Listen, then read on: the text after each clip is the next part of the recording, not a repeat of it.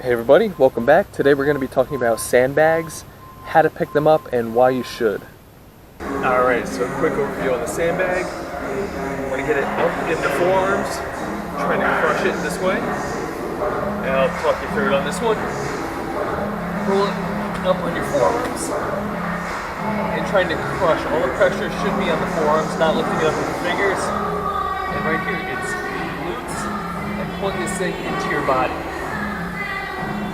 Get it above the knees, lap it, fix your grip, want to bring it into the collarbone, hug it into the chest, and explode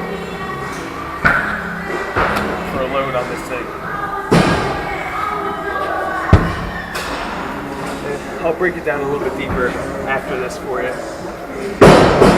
So go through that again. Up in the forearms, trying to crush it, glutes. And then jump.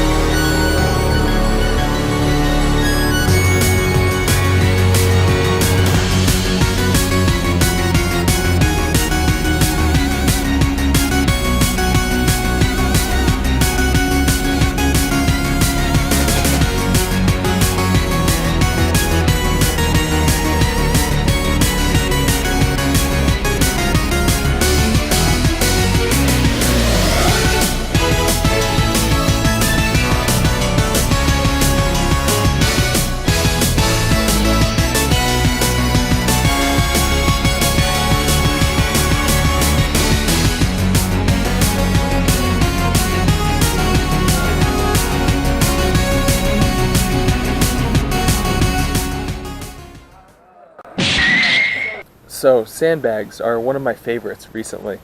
Long time I struggled with them, forced myself to love them. Not even learned to love them, I forced it by doing them just until they felt better, and it's still a struggle. But now though, the sandbags, before I go into all the technique, let's talk about why you should do them. Now, for me, I do kickboxing, MMA, jiu-jitsu. It should be pretty obvious why moving around a sandbag that's heavier than you are is useful. Having to move people around if people are trying to clinch up with you, grab you, people are on the ground, you want to move them. Like that blue bag that I picked up in the video, that's 200 pounds. So I'm about 170, I fight at 154. So if I can move around that sandbag, moving around somebody that's actually my size is going to be easy. And it's true, it pays off really well.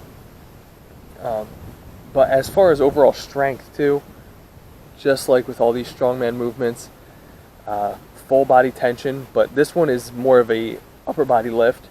Starts off hugging that thing. Get all the components of an RDL, all the hamstring, glutes, hips, bracing the core, but the whole time you're trying to crush in and squeeze this thing, upper back engaged the whole time. And that's something that I love too about the sandbag, is that the sandbag, if you let up on the pressure at all, that sandbag wants to move. It does not want to be held by you. So you have to have a constant squeeze going in. It's constantly a fight. One mistake and it's a lot harder for you. So you get a lot of work with it, and really have to pay attention to the solid technique on this. So now, technique-wise, I'm going to explain it in the video, but recording it at a gym, hopefully you guys can hear me.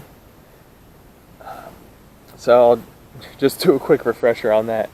So I'll do a play-by-play in that video that you already saw at this point, but anyway, refresher. To pick it up initially, right? Depending on which bag you have, the smaller rogue style one that's a little bit more similar to an Atlas stone. There's either that one or there's the Iron Mind, the giant blue bag there that you can fill up a little heavier. The sand's a little bit more loose. Um, Either one of those, the idea is you want to get it up on your forearm as much as possible.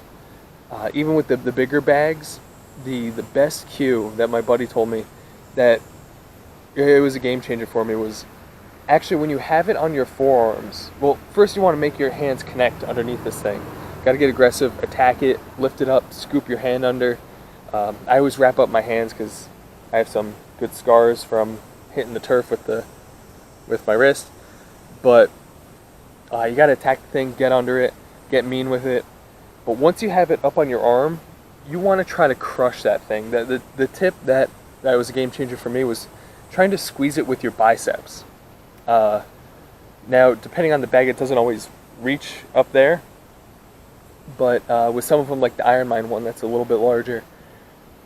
That one, you actually want to try when you're here, try to make your biceps connect on it. With one like the Rogue, that one sits more in like the elbow to forearm area. Even with that, you want to try to crush that thing with your forearms. Try to make your elbows touch. But now the difficult part though, right? So you're leaning over, trying to crush this thing with your forearms or your biceps. Now you can't stop through the whole movement. You have to keep that tension. It's basically a constant isometric pec fly on top of that squeeze. Then as you start to come up for the RDL kind of motion, you want to drag this thing against your legs, keep it as close to you as possible. The farther out it'll go, it'll be more stress on the lower back. You'll drop it, it'll lose control. Because also trying to carry a big thing like that and just balance it on your forearms, I have pretty small arms, it's going to want to roll out. So you want to crush that thing, drag it up your body as much as possible. And now as you're picking it up though, that's where I really like the cue of trying to hug it. The cue of trying to hug it into your chest, trying to connect it to your collarbone. That's a big one. So as you're coming up on the RDL, using the hips, using the glutes, hamstrings to come up, you also want to engage the whole upper back there. Because with that thing, you obviously want to move it with the big muscles, the whole back, shoulders, all that good stuff. So you want to connect it, bring everything back. Once you get it above your knees, that's when you could lap it. Sit down with it. That's where you actually make the physical connection to your chest, which is really useful because in the next part where whether you're trying to load it, trying to flip it over your shoulder, or carry it, whatever, the higher up on you it is, the better it's going to be by a long shot. It gets miserable, gets grueling when it's down by your hips. It stresses out your lower back. Having it up higher also too, because if you're going for higher loads, it's just going to mechanically make sense when you could pick something up and already have it at chest level instead of having it at your hips and then trying to fling it higher. Just mechanically makes more sense. So and especially going on the higher weights, or if you're going for reps, every little detail counts for that. Every little detail is super important. So we're at the point where we're lapping it, right? Now, this is the part too that I think is super important about this exercise. Because on top of, alright, we already picked up a 200-pound bag, got it on our lap from the ground. That's pretty impressive. But now the goal is to jump with it.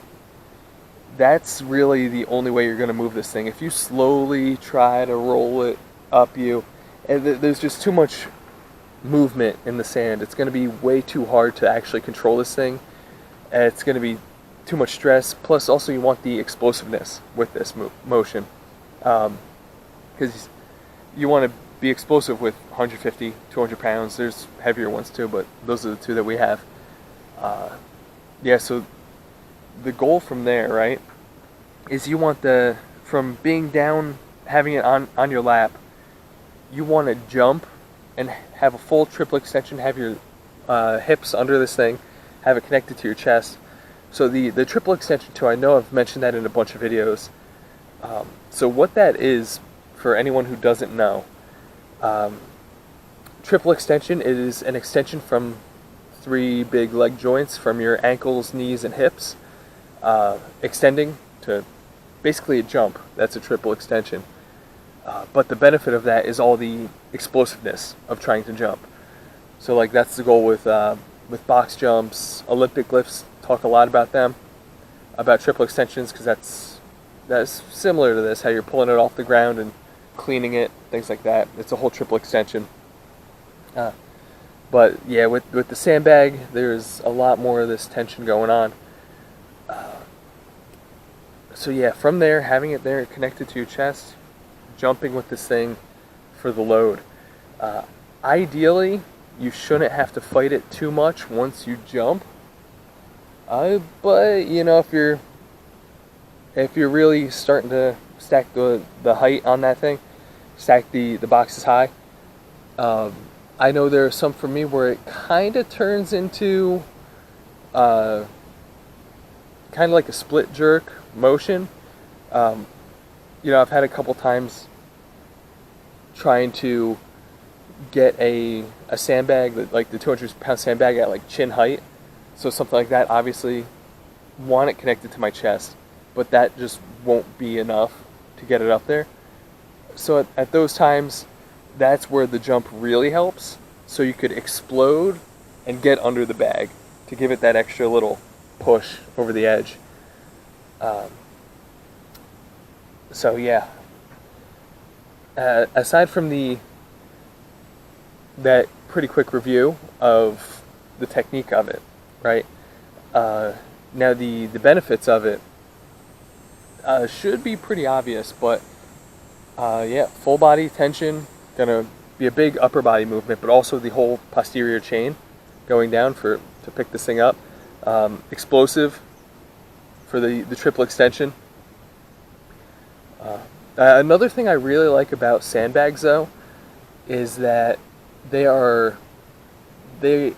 kind of replicate the moving Atlas stones, but way more accessible, way more easier to manage. You know, it'd be really hard to go into a gym and start like rolling 200-pound stones into there. Also dropping them, things like that. Sandbags you can throw around, drop them, pretty harmless. Also a lot cheaper, which is nice. If you're not lucky enough to just like find somebody, I've seen people online that just are like giving away old equipment. If you're not that lucky, yeah, sandbags aren't too much. I know like that Iron Mind one that I got was only like $75. A little bit of money for some playground sand and you're good. Yeah, so it's pretty accessible, just for about anyone to get one of those. Now for ways to train with it too. You get a couple different options, because the biggest thing is that you just want to figure out different ways to manipulate this weight, because it's going to be heavy. It's going to be a struggle. Like I've posted a bunch of videos on my Instagram that I always like to call sandbag struggles, because every time it always is, because the sand wants to leak out. It doesn't want you to hold it, and yeah, gravity's going to take over. But so some of the ways to lift this thing, on top of just, you know, recreating like the Atlas stone loads, you could do sandbag loads, different levels on plyo boxes. That's usually my go-to. That's one that I love. But also sandbag carries, like we just did in the most recent video, the video that I posted on Tuesday, from that Strongman Sunday. Yeah, carrying that bag for 50 feet, carrying that bag back and forth for a 50-foot stretch. That one is huge too, because it's all isometric. You know, instead of the explosiveness of it, it's grueling. It's some good conditioning. It'll, you know, you'll see a light at the end of the tunnel on that one. I do anyway. It's my least favorite, but probably just means I need to do it more.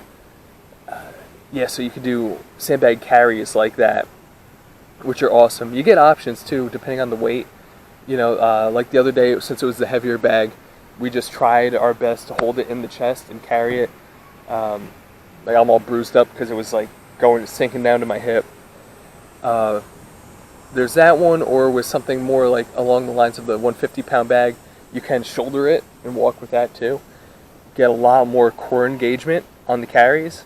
You do on everything really, but it's full bracing to not tip over while you're trying to hold the front-loaded carry. It's awesome for that. So we got the loads, we've got carries. Also, throwing this over your shoulder is a huge one. I've been seeing a lot of guys recently